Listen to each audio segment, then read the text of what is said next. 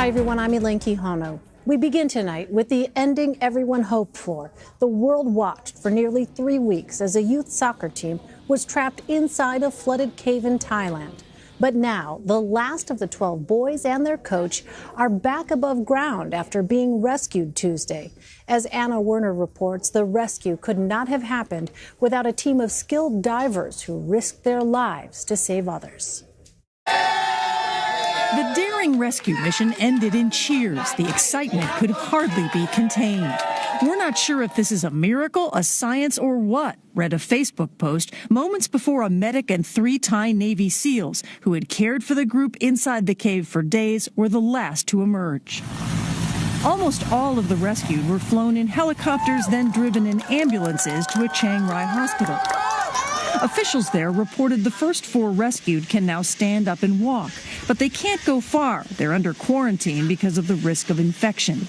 The nearly 3-week ordeal began when they set out to explore the cave as a team bonding experience. But it's monsoon season, and rainwater soon started filling the cave, forcing them deeper inside before they found dry ground. That's where British Navy SEAL divers found them 10 days later, alive and in relatively good health. You are very strong. Very strong. Preparations for a rescue took days and involved pumping out millions of gallons of water, drilling through hard rock, and mapping the tunnels the group would have to swim through dark, narrow passageways wearing scuba gear. Each boy was guided by 2 divers, one in front, one in back. Officials said the boys, many of whom had never learned to swim, were given anti-anxiety medication to keep them calm. In all, dozens of divers and some 100 support personnel carried out the rescues in 3 waves over 3 days.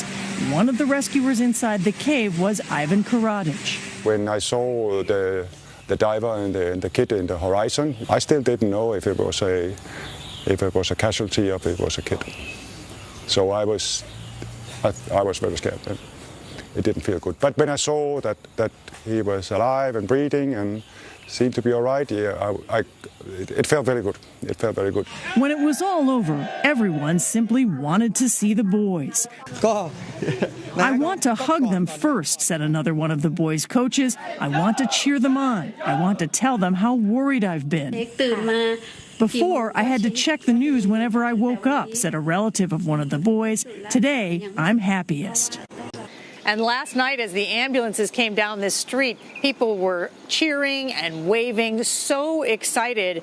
It's worth noting, Elaine, that the last 5 to be brought out, officials tell us, were the weakest of the group. That included the coach, who gave up much of his own food and water to help the kids survive.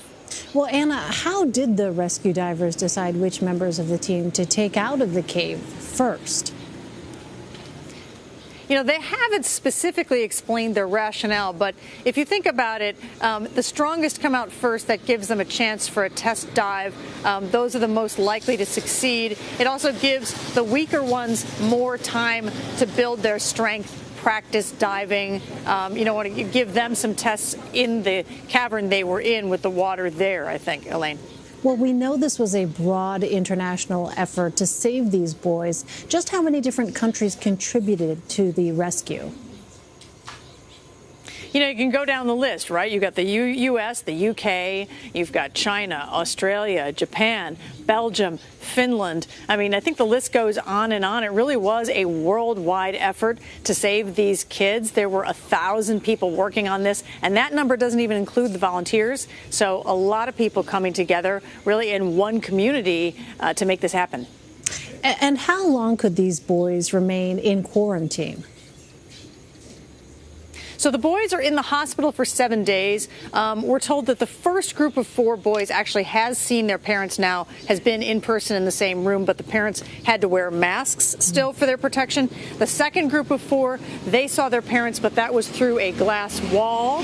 So it seems like they're kind of moving them through stages as they become more confident about their health status and the idea that they wouldn't be exposed to more infections. But they have said 7 days in the hospital is what they think it will take while they, do tests, check them for malnutrition, dehydration, make sure that they're kind of ready to go and can leave the hospital. Well, once the boys are able to leave, do they have any specific plans? Yeah, I don't know. We heard, so they were asking for, as you probably heard, specific foods like toast and Nutella.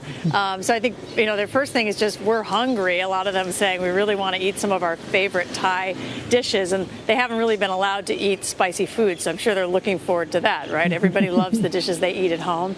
I'm guessing spending time with their family, because they really haven't had any time with their family other than these brief interactions. But they've gotten some invitations. Portugal evidently invited them to come. One of the teams invited them to come for a week and train with them with their soccer team. So, you can imagine kids ranging in age from 11 to 16 here, how exciting that would be for them. So I'm sure if they would have the opportunity, I'm guessing all of them would probably take them up on that if they can. Just a remarkable end to this amazing story. Anna Werner, thank you.